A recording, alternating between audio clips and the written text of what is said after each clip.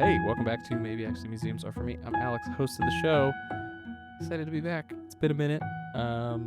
We're on a 2-week schedule now. Last week we had an interview with Brandy Younger, who, is an incredible jazz harpist who played Art Meets Jazz. That was a great conversation. If you missed it, it's in the feed. Go check it out. But I'm here today with Audrey Roclore, the curatorial assistant here at MAM. You might remember her from previous episodes because she's been on a number of times. She is now kind of filling the new vacant seat of co-host in many a way, even though she's like shooting daggers at me for suggesting such a thing. But, Melissa was poached by the Met, and somebody has to, we got a deep bench here. We miss Melissa. We do miss Melissa. She came to Free First Thursday. Did she? Yeah, she was here. Oh. I know, you don't come to those. Well, I wasn't there because I had a dinner that night with a friend I haven't seen in a while. You had a hot date? Wish it was a hot date. Got Persian food. Oh, nice. I don't think I've ever had Persian food. Love Persian food. What exactly is Persian cuisine? A lot of dips, a lot of eggplant, pomegranates. Nice. Is it kind of just like Greek but not? Don't say that to a Greek person or a Persian person, but it is similar. Okay. All right. Is this what we're talking about today on our podcast? It seems like it. Speaking of Persian food, let's talk about public art. Okay. Sounds which good. was the actual topic of conversation.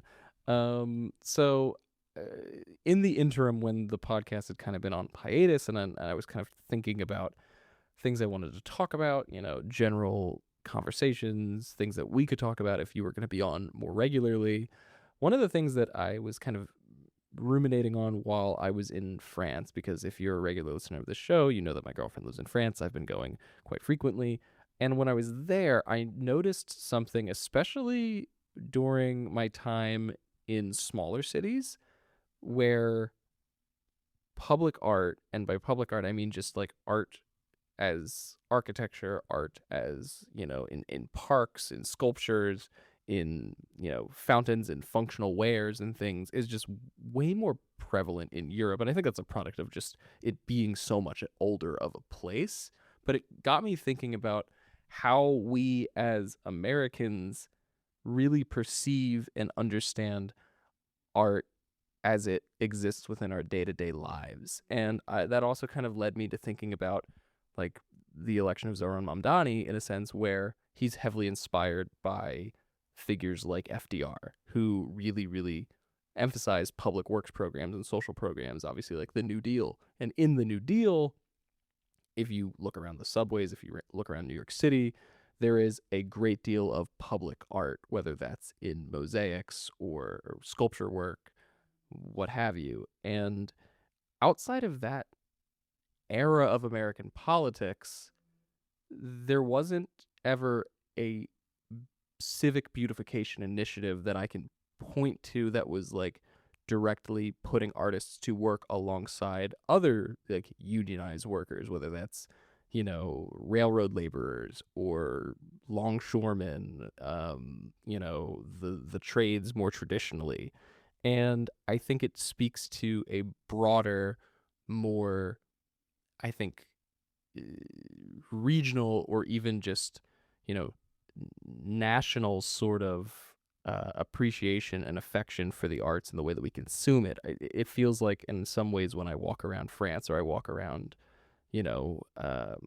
France, because it's really just been France. But when I'm in Europe is more heavily invested in public spending for the arts. One of the things about the U.S. is that most of our, like a lot of our public art that's, been put up beyond the JFK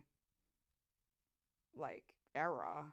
Most of the contemporary public art is funded by private funders. Yeah. That's sort of the problem with American public spaces.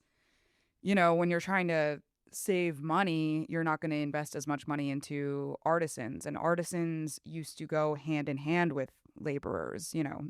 Old New York is very different from the modern day high rises that go up where it's minimal decoration, minimal public art. It's kind of one of the big problems. Yeah, and it's up to like individual developers to just have a taste for that. Like there's this we he actually came to But the it's museum. expensive. It is expensive, but I think of figures like in here in Jersey, like Paul Silverman, who I think lives in Montclair, but he's a developer out in Jersey City. Like when the Tom Nussbaum show is on, which obviously Tom is I know he's not on View anymore, but he is a big, kind of Public figure artist, in yeah. this conversation, being that he is a renowned working public artist.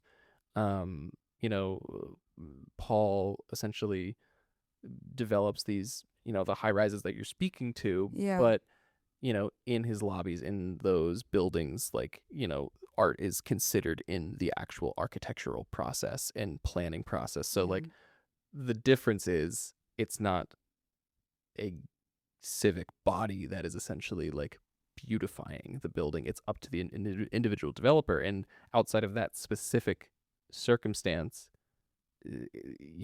there's no guarantee that that's going to happen, and you get very sterile buildings. And it's also like there should be a distinction made between people who want to beautify their construction for property value or Mm-hmm. for clout, and people like Paul who are actual patrons of the arts. Like Paul is a developer in Jersey City. I actually attended one of his gallery openings in one of his new Oh, buildings really? with my roommate. Yeah, I didn't even connect the dots Oh, that it was wow. him until I was there.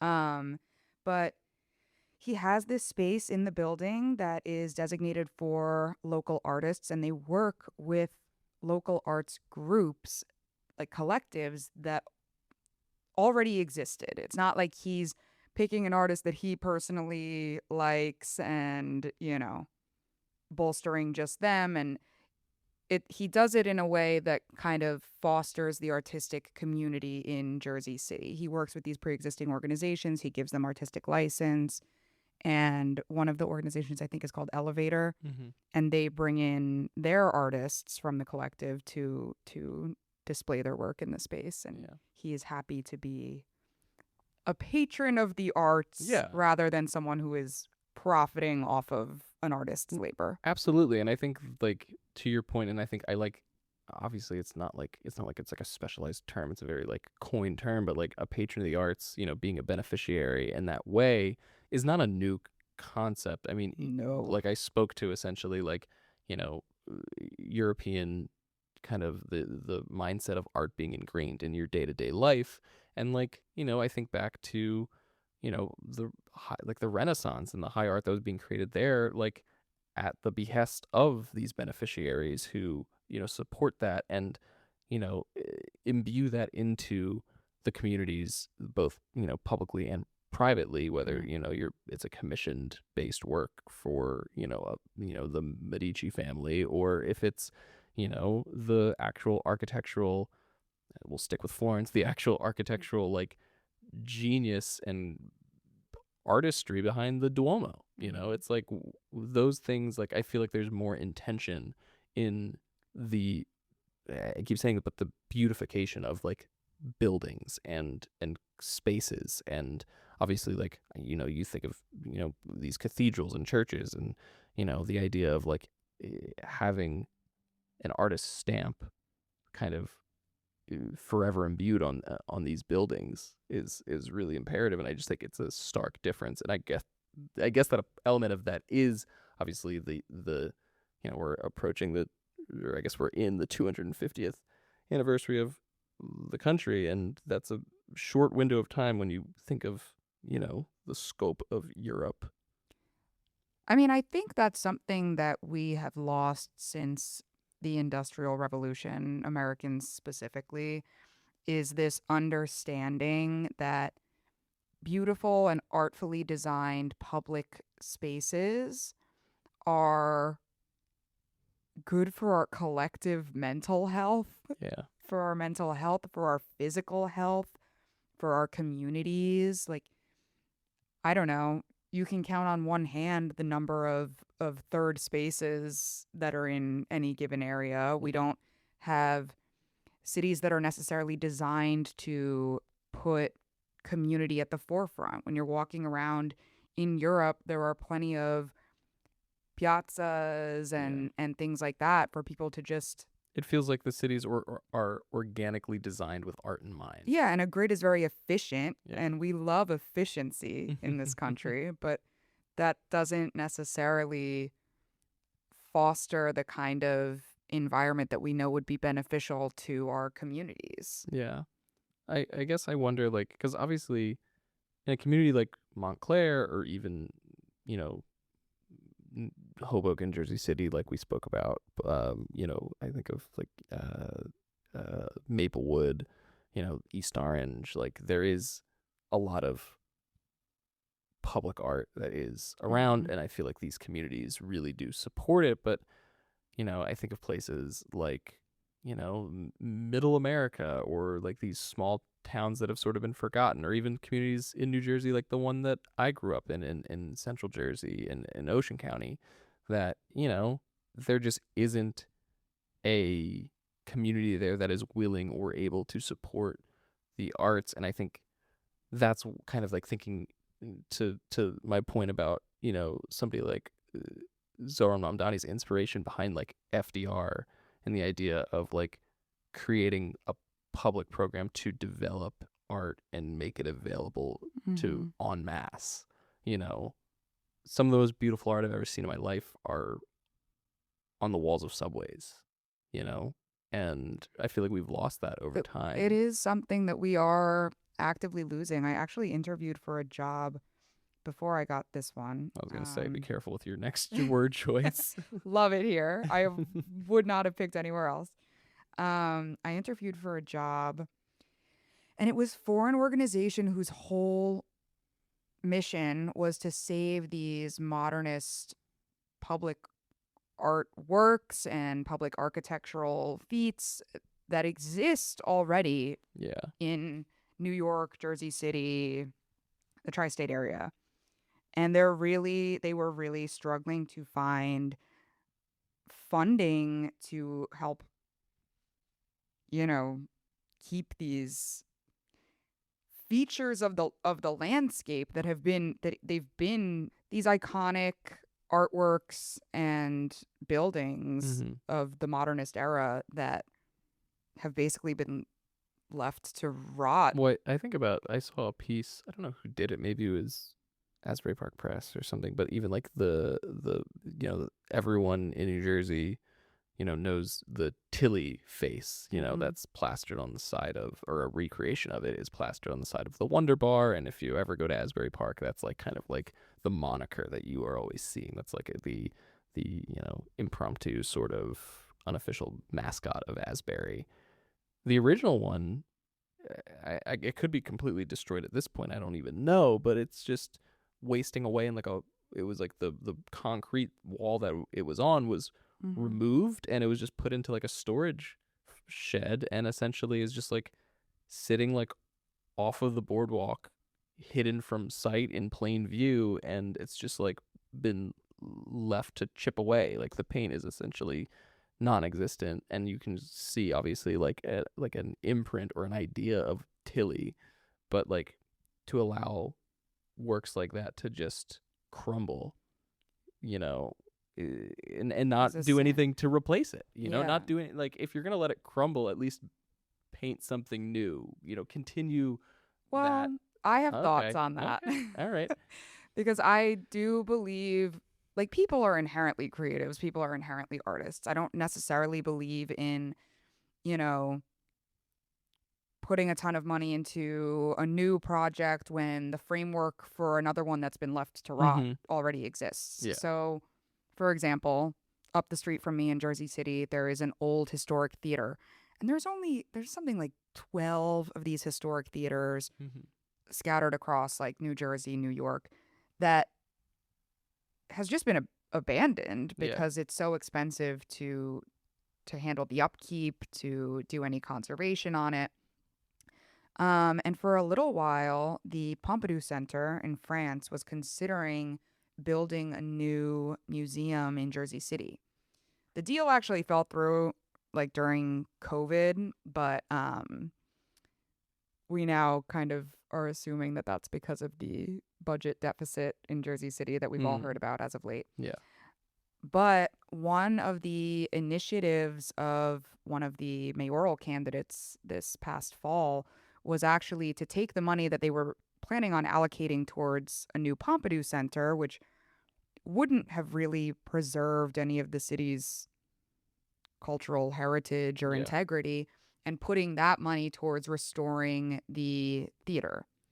And then that theater would be used as a place that would benefit the community members, and they could use in a way that they see fit. It would be generating income for the community, whereas an outside, development Yeah. wouldn't have really been benefiting the community other than, you know, Adding to like the regional clout, if you will. exactly. Yeah. And benefiting really only the developers and the rich people in the area that can Yeah. still afford to stay there even throughout all of the gentrification that's going Yeah. on. Pivoting slightly, um, obviously we talk about like Tom Nussbaum a lot. We talk about, him as a figure, a giant, if you will, in New Jersey public art. He's Hmm. everywhere from the shore to the mountains.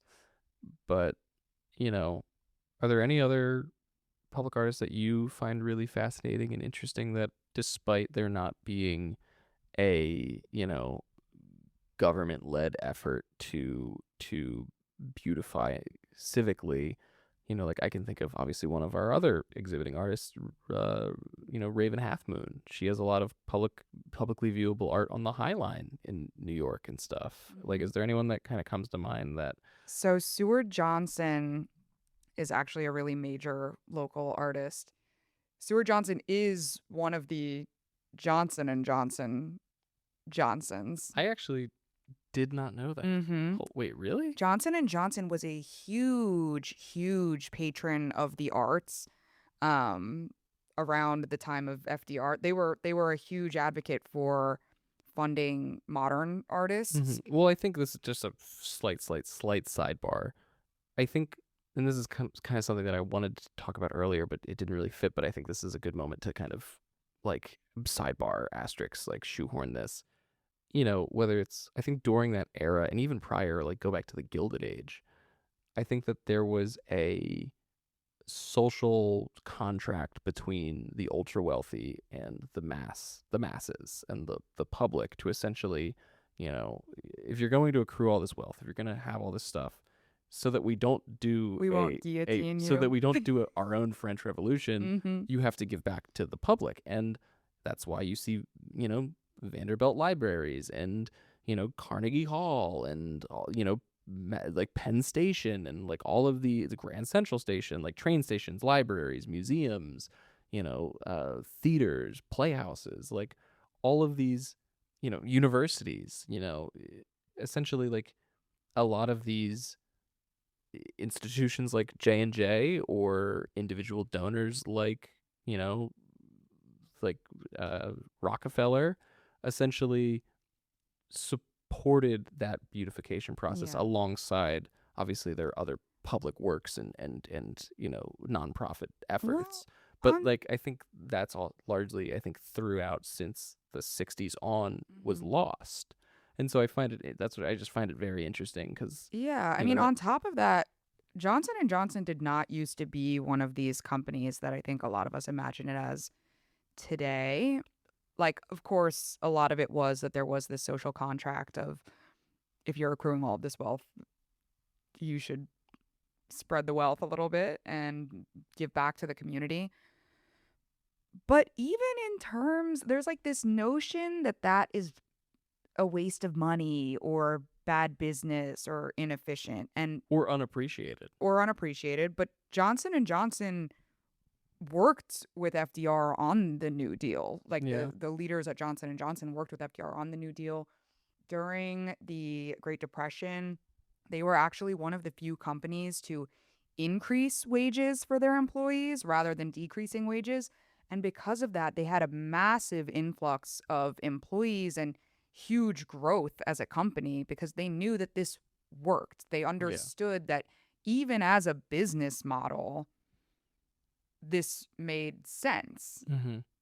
That's something I think once again we lost. We tend to focus on short-term profit rather than what sustains a company Yeah. over a really long period of time. That's one of the reasons that Johnson and Johnson became the giant that it is today. Yeah. I guess that I don't know if you know this, but like how does his influence on grounds for sculpture then like come into play? Because when I think of grounds for sculpture, I don't ever think of J&J in that kind of equation, but growing up where I grew up in like, outside of the Trenton area, you drive to the Trenton train station or the Hamilton train station or you drive to Princeton, you see these They're giants, they're everywhere. You everywhere. go to AC, you Yep. go to the Yeah. casinos, you'll They're see them everywhere. everywhere. So for those who don't know, they tend to be bronze figures of people just existing out in nature. You're supposed to almost miss them A lot of them are because also emulations and recreations of very famous artworks. Like if you go to Grounds for Sculpture, there's a lot of Van Gogh inspiration. There's a lot of like the scream is there, like Mhm. it's in a very large kind of photo optic But way. not all of those are Seward No, Johnson. I recognize that. Yeah, I do yeah. recognize that. So a lot Yes. of Seward Johnson's works are these just bronze figures seated at a park bench, reading Yeah. the newspaper, or, walking up the street Yeah. holding the hand of a child. I think it's also important to note that because I did receive feedback one time that sometimes we just talk about things and we don't give a lot of context. So Oh. artistically, um, I think it's when we bring up new names, I think it's important to talk about a public work that they might have done, or I guess in this case it makes sense for being a public work, but a work or something that you would maybe a broader audience would know. Stuart Johnson's, I believe, most famous work is of again a bronze casted sculpture of a gentleman sitting at a bench with his briefcase open. Maybe I think he's looking at his watch, and essentially that became really, really understood and known nationally after the fall of the Twin Towers, where all of the soot and debris collapsed around the base of the towers, obviously. And when first responders were coming to try and clear the rubble, they thought that they had seen a man sitting there, but it turns out it was just this businessman sculpture that had remained and survived and kind of became this, very um, haunting symbol of what once was. And I believe the statue still stands in New York at the base of One World Trade, but there is a replication of it that I believe is on view at Grounds for Sculpture. So it's very famous. I'm sure you've seen a photo of it. So that's just, I guess, in a nutshell, like who Seward Johnson is. Broadly, that's his most famous kind of work. He was the son, I believe, of the original two Johnson brothers. And he was an artist. He founded Grounds for Sculpture. I believe the grounds he had inherited from the family as well. And he wanted a place to display his artwork, of course, but he had also developed all of these great relationships with other artists working in the area, partially due to the fact that Johnson and Johnson was such a big patron of the arts. And so that's where Grounds for Sculpture came from. Hmm. This is, Interesting. this is a little bit of my Johnson and Johnson propaganda left over from when I worked there. No, I think it's interesting, and yeah, it's like I think largely like a lot of my first exposure to not just sculptures, but I think like art in general was driving past a lot of those works on the highways in the suburbs of Trenton and stuff. But I guess I want to kind of close this very free form kind of conversation on, I guess, the importance of public art and stuff. Public art is important because the world around us needs to be an environment that fosters our desire to keep going Yeah, all right. Listen, for fear of sounding dark. no, especially in this day and age, and yeah, I think that That's very much the case. yeah, I The think that brutalist architecture thing only works for so long. yeah, We need some beauty, we need some trees, we need some public planners who are going to be able to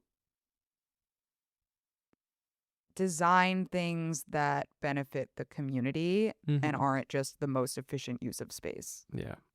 I think that, and I'm kind of working through my thoughts as I say this, but I think that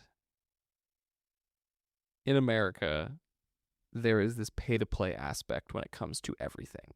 Whether it's youth sports or after school activities or, the underfunding of arts programs. I mean, think about it this way. Like, what's the first thing that gets cut when there's budget cuts? And, talking about Montclair, there's a lot of budget cuts and things happening right now. I grew up in a district that was choked, and the first things to go is always the arts. And so I think as a culture and as a nation, we've long underappreciated and failed to teach young people why arts matter and why they're valid and why they are important. And I think that, unlike what I've come to really notice in France, is that in Europe more broadly, and I think the world more broadly, is that art is something that is healing. It's something that is a vessel for teaching and education. It is a vessel for personal growth and tolerance. And I think that in the way that America functions today, and largely for a long time, except for that brief little period, during the New Deal, where, you know, the creation of art was incentivized and actually profitable for many people, for many creatives, it's a lot of people are boxed out of it. It becomes something that's inaffordable to, Oh yeah, I allow was your an art history major. It yeah, was it's rough. it's rough and it's sparse. Yeah, and I think that, you know, designing cities, designing communities, like you said, with art in mind, intentionally beautifying public spaces with viewable, accessible, interesting art that A, puts artists to work, and B, allows normal people who don't necessarily get to go to a museum or don't necessarily get to take an art history class or don't necessarily have, a grandmother like I did who really made sure I understood who Monet was or who, Van Gogh was. That's not, and that's not even to say that I really cared, because it was just gave me a basic But the knowledge. But exposure the exposure matters. The nonetheless exposure matters. The matters. unconscious exposure matters, and I think it makes you as an individual happier.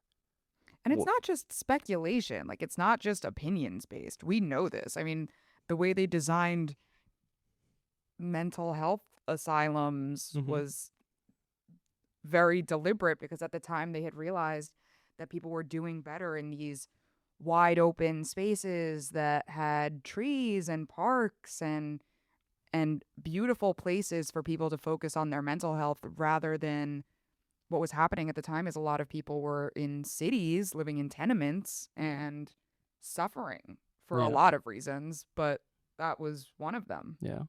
Well, is there any final thoughts that you have, Audrey? I have some stats I can rattle off if you Go want. for it. Go crazy. Okay. All right. Get nuts. Students with 4 years of arts and music classes score nearly 100 to 150 points higher on the SAT.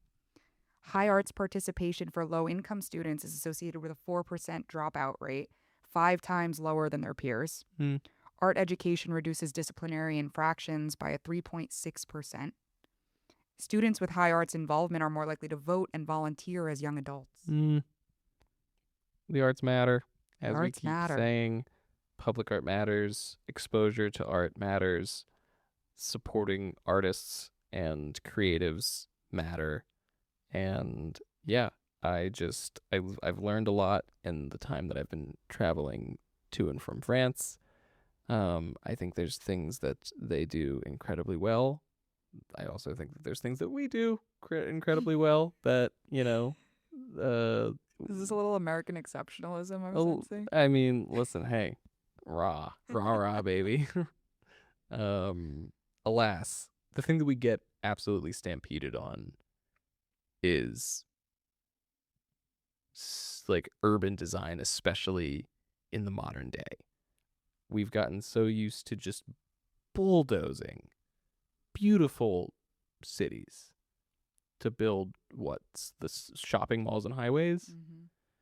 And it's not to say that those things don't exist in Europe. I was very surprised when I visited Alyssa, in her small little town that she's staying in, and I saw like a very Americanized highway with car dealerships and McDonald's, and I was like, oh, you can dodge it, but you're gonna get nicked. You're gonna get nicked by capitalism.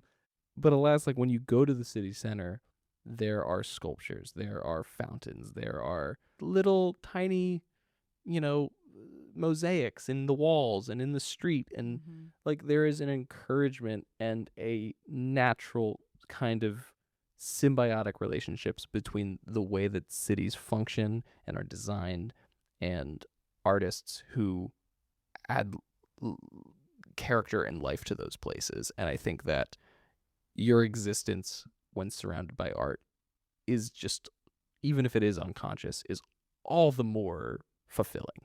And I mean, France has a Ministry of Culture, you know? Yeah. I mean, I have a lot of problems with the Ministry of Culture for a variety of reasons. I think it can be gatekeepy, but they have a Ministry of Culture, Yeah. which just goes to show you how important they know culture is to their citizens. Yeah. And it should be to everyone. Yeah. Well, Anyway. alas, this has been Maybe Actually Museums Are For Me. Thank you, Audrey, for jumping on the mics for this one. It will not be the last. And so the Montclair Art Museum is open Friday, Saturday, and Sunday. You can check us out online through social media or in person when you come see the galleries. You can find more information about tickets and all of our public programming at montclairartmuseum.org. Go to a park, go find some public art. Go, if you live in Montclair, go to Bay Street and look at Tom's work. If you're in Trenton, go by the train station and check out some of the blue and the red head that's just on the highway. If you're In AC. yeah, Look if you're for Stuart in, Johnson. yeah, exactly. And it's not just here, it's everywhere, enjoy. It was funny. I should be ending this, but slight detour. And this has nothing to do with America because this is about Canada. I was in the car with Todd, our interim director, and him and Laura, our Native American art curator, and a couple of trustees visited Nadi Mir up in Montreal, who's an artist that's going to be on view next fall. And apparently they were out to dinner, and they were wrapping up the night, and apparently Nadia had said to the group, she goes, you guys want to go see a statue? You just want to go see a statue? We're around the corner. Let's go see a statue. And they're like, okay, we'll go see a statue. Turns out it was hers. And it was just in the community. It was just there. And I just think that's quite funny. And apparently it just,